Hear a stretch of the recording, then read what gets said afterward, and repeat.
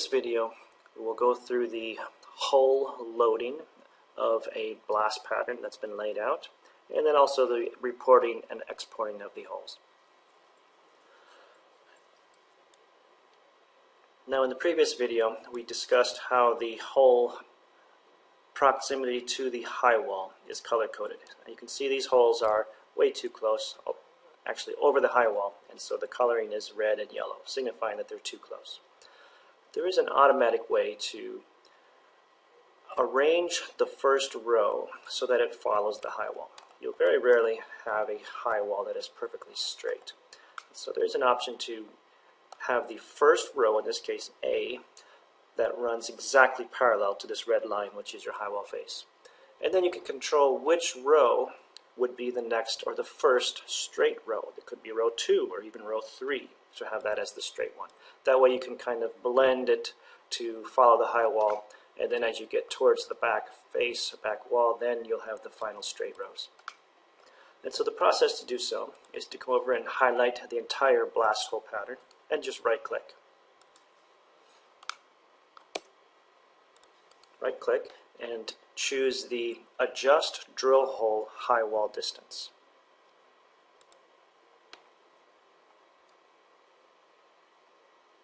Okay, there you see the holes moved. In this case it was 3 meters parallel away from that red line on just row 1. And then the last straight row is shown here as row 2. So row 2 is indeed a perfectly straight row. That's row B.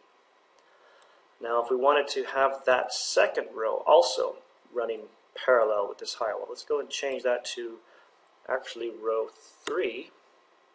Enter.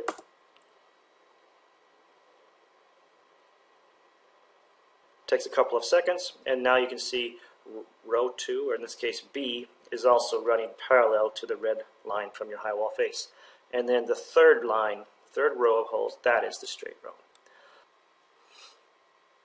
Now the holes themselves, we can load those with the hole loading option. So we'll come back and choose blast holes again. Let's turn off the surface so that we can see the holes down below. I'll just turn off visibility there. Now for coloring, let's do loading of the holes. I want to load up first the entire blast pattern with the same loading.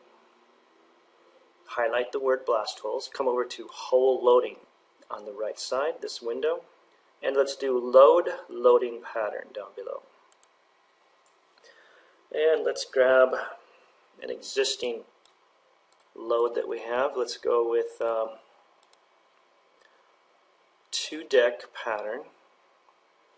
That'll work right there. Just choose OK.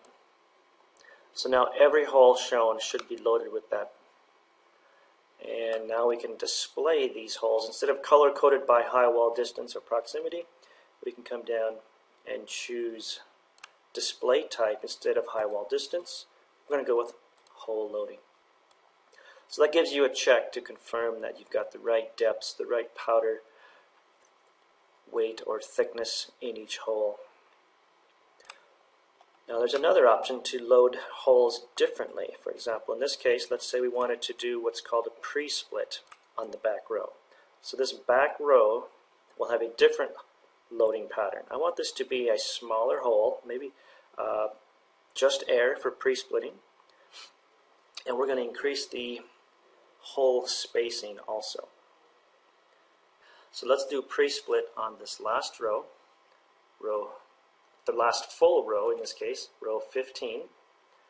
Our hole spacing, we'll switch that to 4 meters, enter.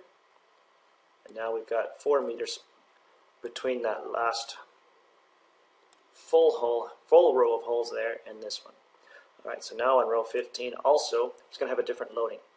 We don't have any powder or inert in there. We're going to go with this predefined one I've made called pre-split holes, which is just empty air. Hit OK. There you can see coloring on those holes is now empty with the inert. There you can see the coloring on those holes is now white, showing you the, let's zoom out a little bit first before we do that. and then come back to blast holes and make sure that we're coloring them by, or display type. It's not varies this time. I'm going to do display type all hole loading. So now you can see the last full row is a smaller diameter because that's my pre-split definition, and they're empty air with no powder.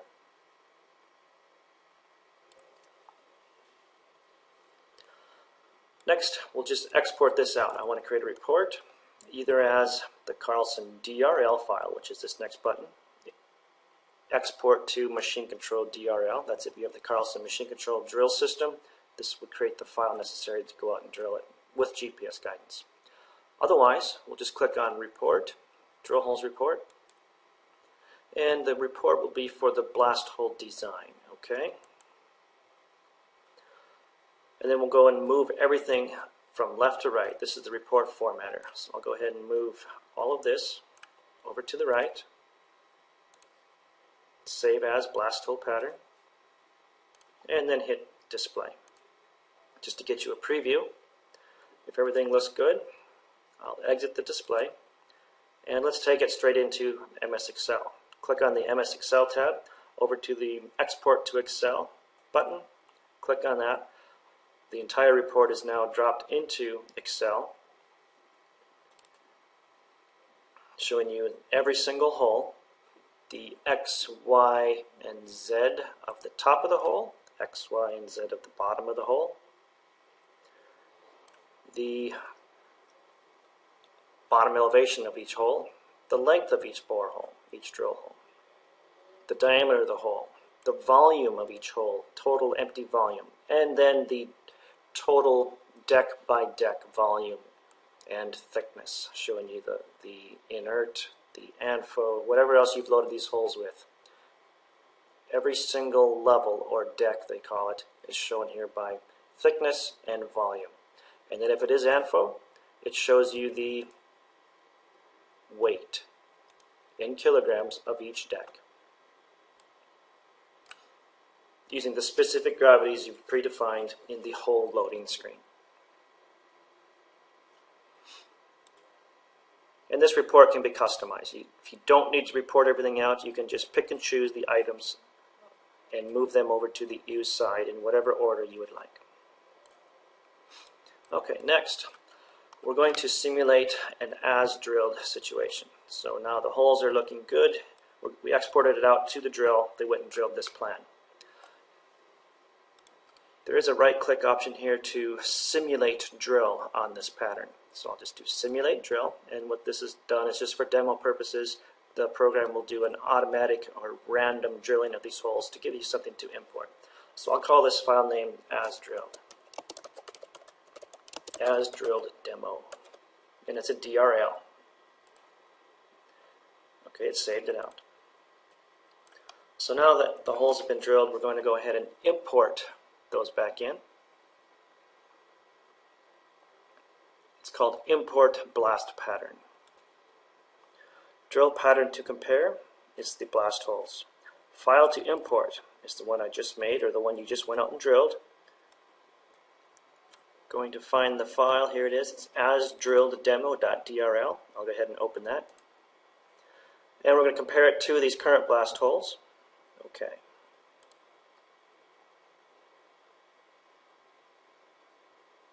Okay, so it imported the as drilled right on top of the blast hole designs.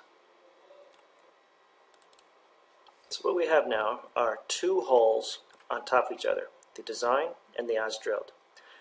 Right now our tolerance is set too high, so there's no problem right now. So if I go back to the mine and mine settings, the distance tolerance is set to 2 meters.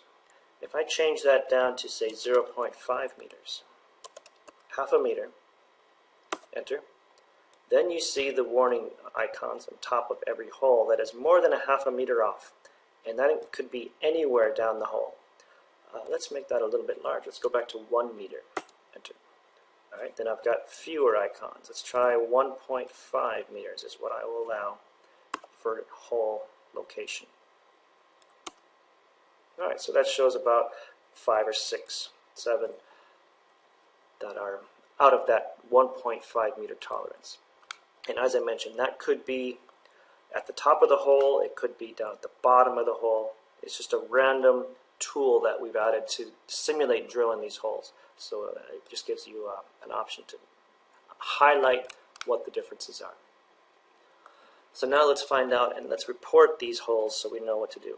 If I go back to report, and then we can go fix the issue. Let's choose now the as drilled report.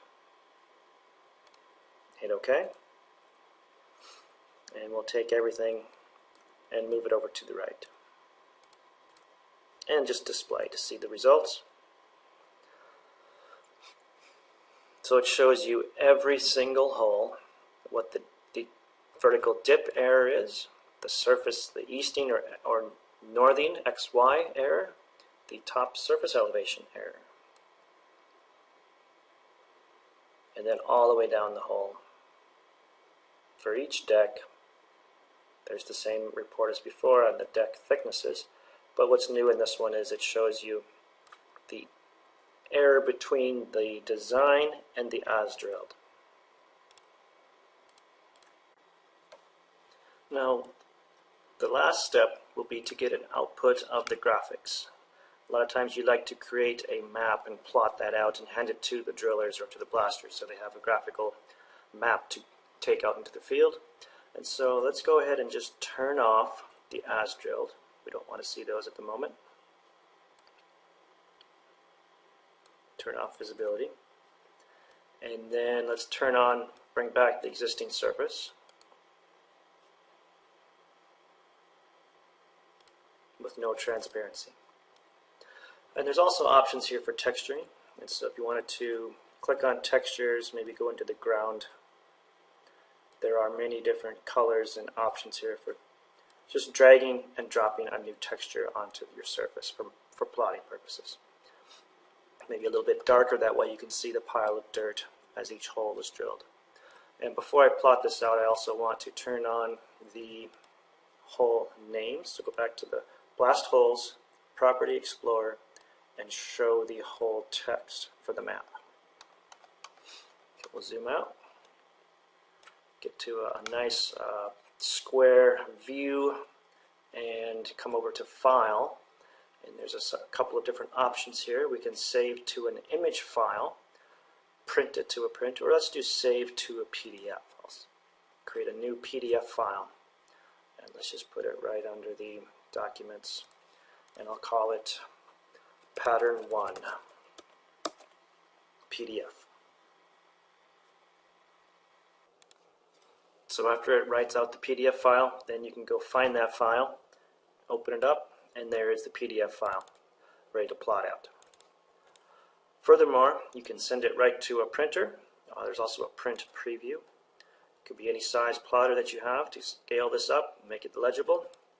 And then the third option would be save to an image file, which saves it out as a JPEG or PNG file. There's also options to export this to a 3D printer. If you wanted to print out your high wall bench to a 3D printer, that is an option. So with these sources of output, this blast design may be taken to the field on a sheet of paper in addition to digitally. This concludes the step-by-step workflow for the Precision 3D drill and blast. Thank you.